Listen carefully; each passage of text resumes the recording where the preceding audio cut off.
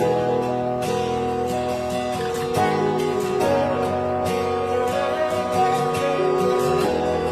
graça e a paz, irmãos, tudo bem? Hoje nós estamos no 18º capítulo do livro, né? O que lembrar na ceia do Senhor? Amém? Irmãos, nós cremos que a ceia é um auge assim dessa celebração do culto, né? Que é quando nós lembramos, né, da morte na cruz, né? O sacrifício na cruz do nosso Jesus, né? Mas muitos crentes, irmãos, né, buscam, né, se arrepender de pecados nesse momento, né? De lembrar pecados ou lembrar do seu desempenho como cristão, né? Não me entendam mal, irmãos, sabe? Acredito que arrependimento pelo pecado é saudável, né? Mas deveriam os crentes estar analisando seu desempenho recente pouco antes do diácono trazer os cálices? Não, essa nunca foi a intenção de Jesus, ou de Deus, né? Esse equívoco, né, irmãos, é comum, na verdade, você é instruído a celebrar a ceia do Senhor em memória de Cristo, não é em memória dos seus pecados, né? Decorre de uma interpretação errônea dessa passagem. Lá em 1 Coríntios, capítulo 11, versos 27 ao 29, fala: por isso, aquele que comer o pão ou beber do cálice do Senhor indignamente será réu do corpo e do sangue do Senhor. Examine-se, pois, o homem a si mesmo, e assim coma o do pão e beba do cálice, pois quem come e bebe sem discernir o corpo, come e bebe juízo para si, né? Vocês podem ver, né, que um texto fora de contexto é um pretexto, irmãos. Sabe? Infelizmente, nós acreditamos que tomar a ceia indignamente é participar dela tendo pecado em sua vida. Então, quem que pode participar dignamente, né, dessa forma? Ninguém, tá? Toda vez que voltarmos ao verso 18, vamos compreender a respeito do que Paulo estava falando. Lá em 1 Coríntios, capítulo 11, verso 18, fala: porque antes de tudo estou informado haver divisões entre vós, quando vos reuni na igreja, e eu, em parte, creio, né? Irmãos, ao lermos mais adiante, descobrimos que algumas pessoas estavam chegando cedo, né, e comendo toda a comida e bebendo todo o vinho, né? Lá no verso 21, né, do capítulo 11, verso 21 e 22, fala: porque ao comerdes, cada um toma antecipadamente a sua própria ceia, e há quem tenha fome, ao passo que há também quem se embriague. Não tendes porventura casas onde comer e beber? Ou menosprezais a igreja de Deus e envergonhais o que nada tem? Que vos direi?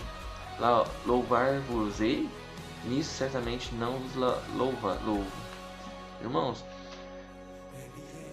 geralmente, né, irmãos, nós temos uma ceia, né? Esse problema não poderia acontecer, né? Porque nosso vinho é do tamanho do dedal e o pão do tamanho desse nomezinho, sabe? Uma coisa minúscula, tamanho da moeda. Portanto, no contexto da igreja primitiva, a ceia do Senhor era celebrada com refeição completa, né? A gula dos coríntios e sua embriaguez humilhava o pobre que aparecia para comer e nada encontrava. Essa era a maneira indigna de se tomar a ceia, né? Distorcemos seu significado no texto. Estamos inspecionando nosso pecado em vez de nosso Salvador. Ninguém é digno de tomar a ceia, irmãos, sabe? Ninguém é digno. Todos nós não merecemos essa dádiva, né? A morte na cruz, ninguém merece, sabe? Jesus morreu pra gente, Ele nos amou sem merecimento, amém? A palavra indigna é um advérbio que se refere à forma como participamos da ceia. Se fosse a palavra indigno, então se referia a mim, mas não é esse o caso, irmãos, sabe? Minha mãe, que é professora,